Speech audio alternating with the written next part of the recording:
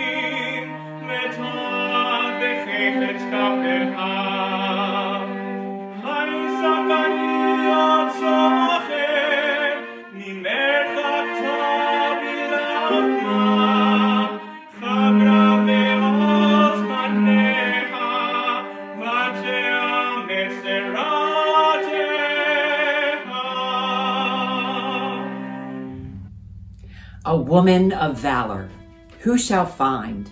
She is more precious than pearls. She seeks out wool and flax and cheerfully does the work of her hands. She is like trading ships, bringing food from afar. She gets up while it is still night to provide for her household.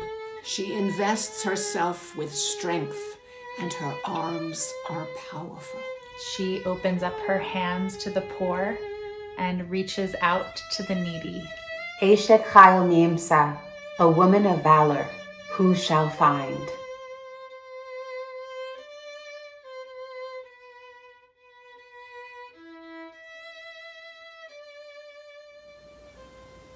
When my children were little, they saw the tattoo on my left arm. They would ask, "Mother, what is this?" I told them, "Honey, when you get older, I will tell you more about it. But right now, it's my bank account number."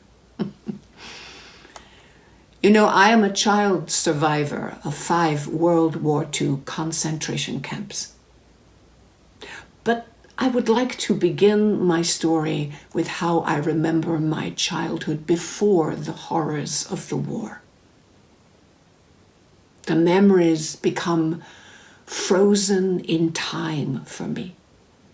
While enduring the most trying of times, the days when I was so hungry and cold, when I did not know what the next day would bring, I thought of my wonderful childhood memories, of my parents and our home. My name is Francheska Gelbart. I was born Francheska Immerglik in Krakow, Poland in 1929. You know, in German, Immerglik means always lucky. I was a tomboy. I loved the outdoors. 2 of my greatest pleasures as a child were skating and being with the family. I was one of 7 children, and we had lots of aunts, uncles, and cousins, and we socialized a lot. I didn't play with dolls, but with scales. My mother used to say, "That child is going to be a businesswoman." I was 9 years old when the Germans came into Krakow. I remember sitting in a bunker and praying because the bombs were falling down, and one of my aunts say, "Let's pray." All I remember was, "Shema Yisrael." One bomb did fall in my grandparents' backyard, but it did not explode. It was a miracle. One day, as I dressed for school, our nanny told us we would not be going. That morning's newspaper said that all Jewish children would be excluded from public schools.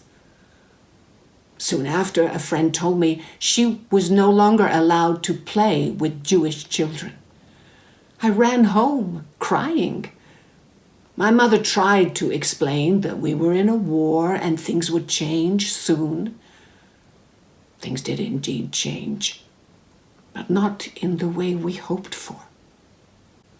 In March 1941, the German occupation government ordered the creation of the Krakow ghetto.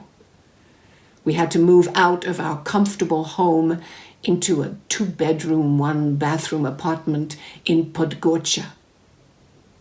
The downsizing would not have been so bad, except that our family lived in that apartment with 2 other families, 14 of us altogether. Before ghetto, the Podgorica district housed 3,000 residents. The Germans crammed 15,000 of us into the same area. People were doing all sorts of things to survive. My mother would risk her life to go outside the ghetto wall. She would meet her Gentile friends who would bring her produce, salami, cheese, and other things we didn't have in ghetto.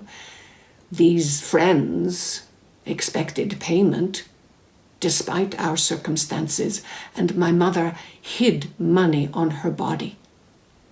When ghetto neighbors were sick, my mother would cook for them, sparing anything our family could.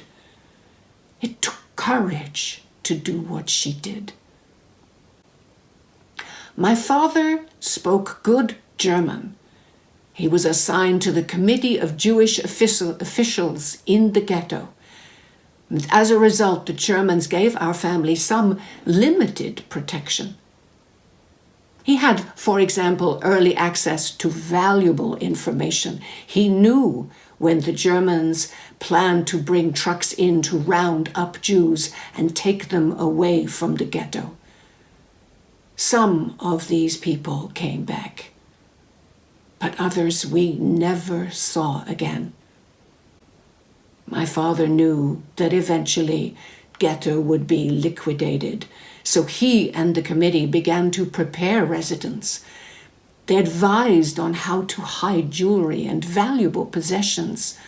Some hid them in shoe heels. Others had dentists hide diamonds in their crowns. The most important matter, the committee advised, was to stay together as a family. When ghetto evacuations began, I was sent to the Poichau concentration camp with my brother, Fred. I was separated from my parents and younger siblings who were taken to Biajanov concentration camp nearby. I would not see my parents again for 5 years. I became frozen in my surroundings. This is what Hitler wanted to see, destroyed families whose members were all separated from one another. Then we learned Biajanov was to be liquidated, but only the children would be moved to the Prashau camp. Behind the barbed wire, I could hear my mother begging to be allowed to go with her children. The Gestapo officer pulled out his gun and yelled, "If you don't go back in line, I will shoot you." On that day, I became mother to my 3 younger sisters.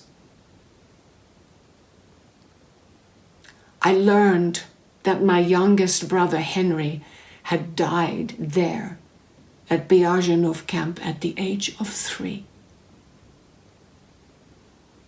I'll never forget my brother. how I would help care for him while my mother was trying to cook and clean our shared ghetto space. One day, at Poichau, everyone was moved to a field with beautiful, loud music playing. Germans surrounded us with machine guns. Trucks arrived and drove straight toward the children's barracks. We all stood helpless as parents were screaming and children were crying.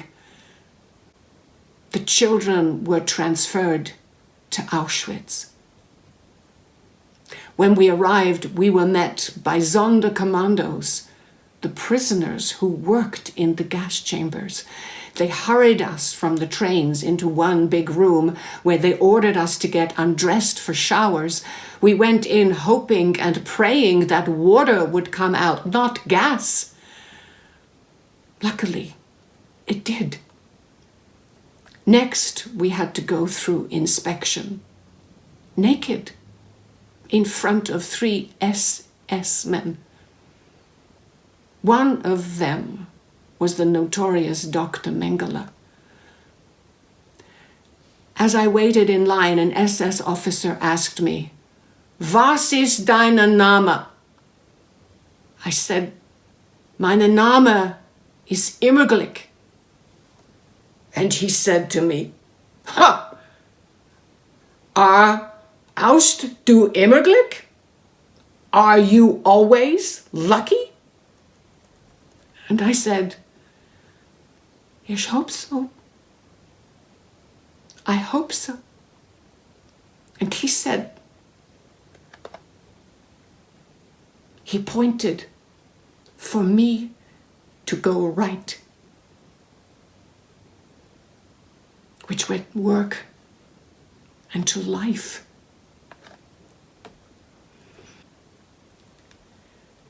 In the cold winter of 1944, the Russians were advancing from the east to liberate Poland.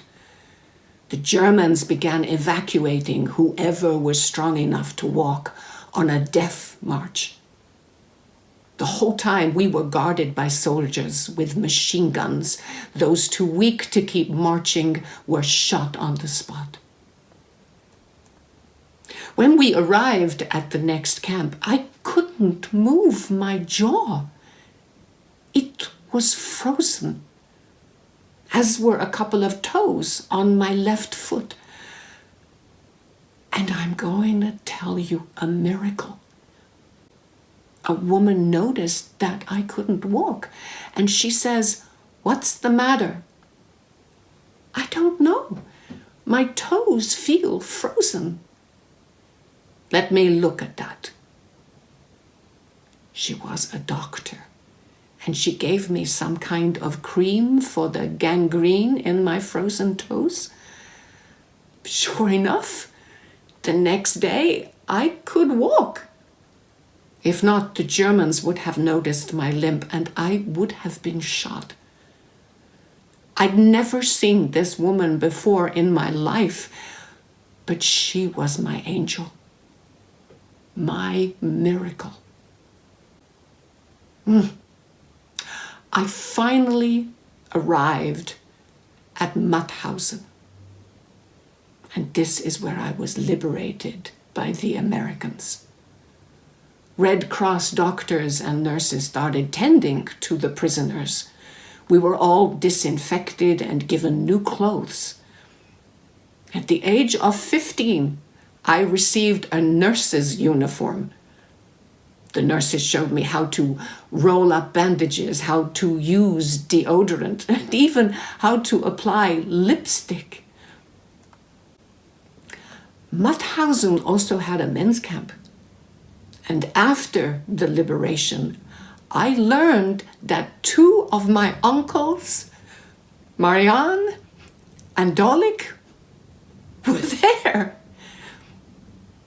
We shared our grief at those we'd lost, but also our amazement at my survival. Throughout my time in the camps, elderly prisoners would share their rations, encouraging me to survive and to tell this story. I did not comprehend what they meant at the time, but I understand now. A train brought us back to Krakow. From there, I headed alone to Katowice. In my family's last days in the Krakow ghetto, my parents told us that whoever survived the war should meet there. Oh, the memory of our reunion was indescribable to me for years. I couldn't recall the details.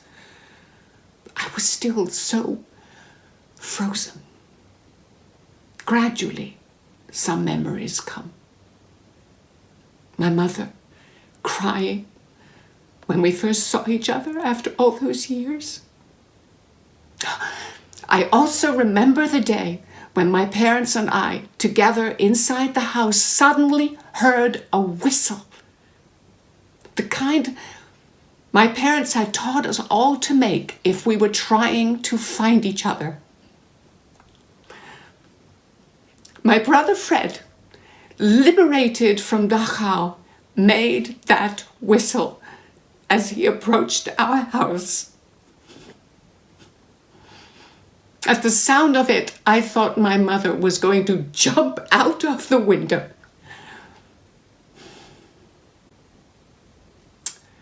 We all tried to heal.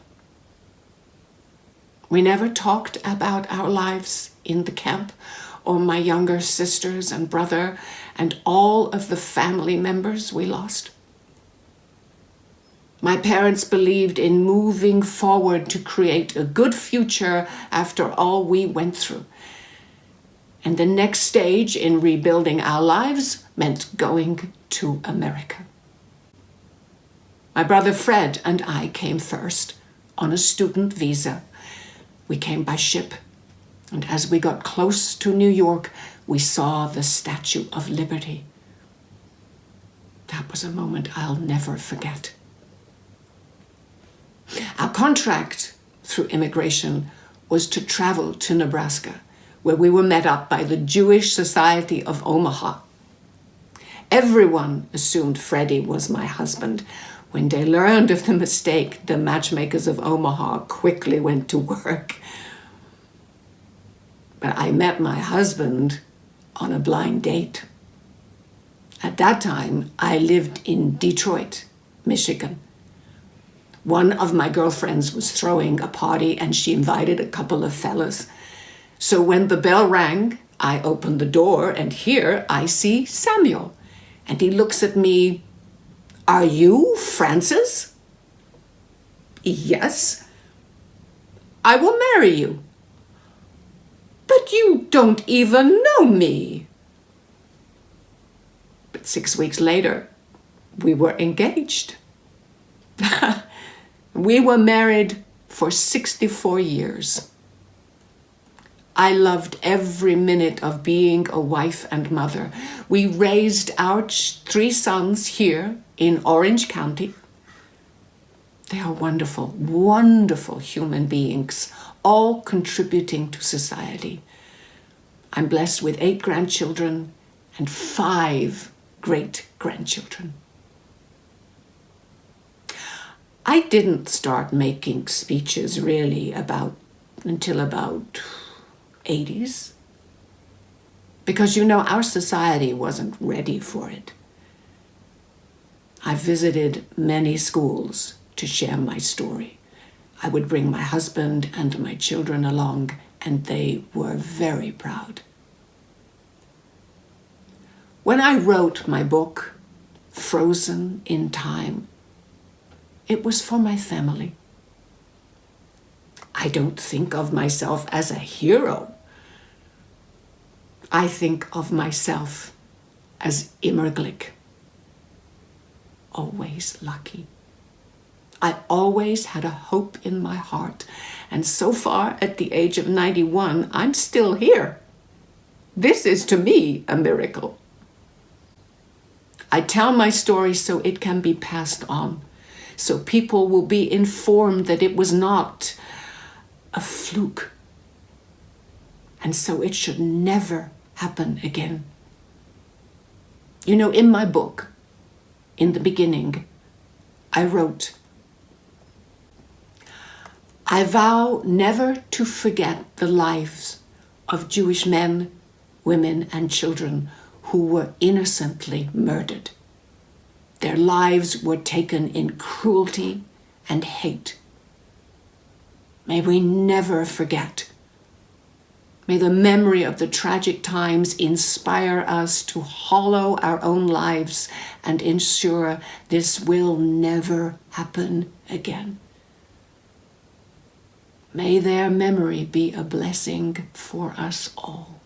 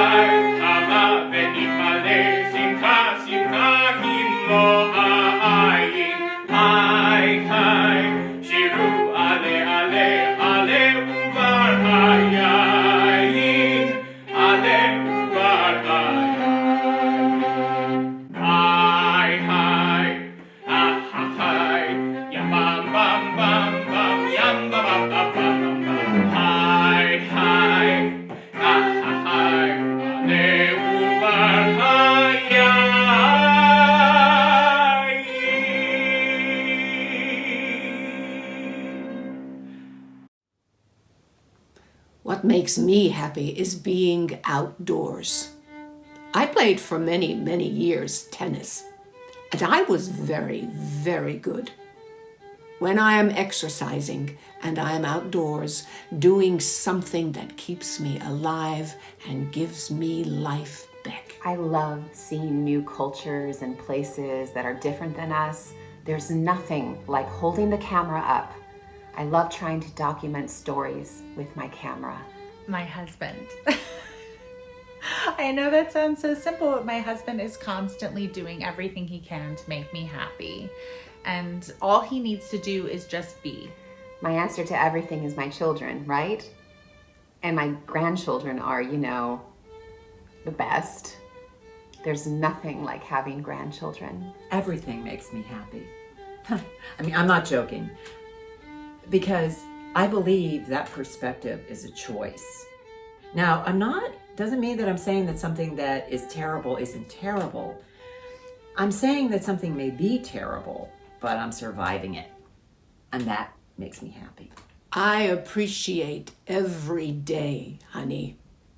Sheker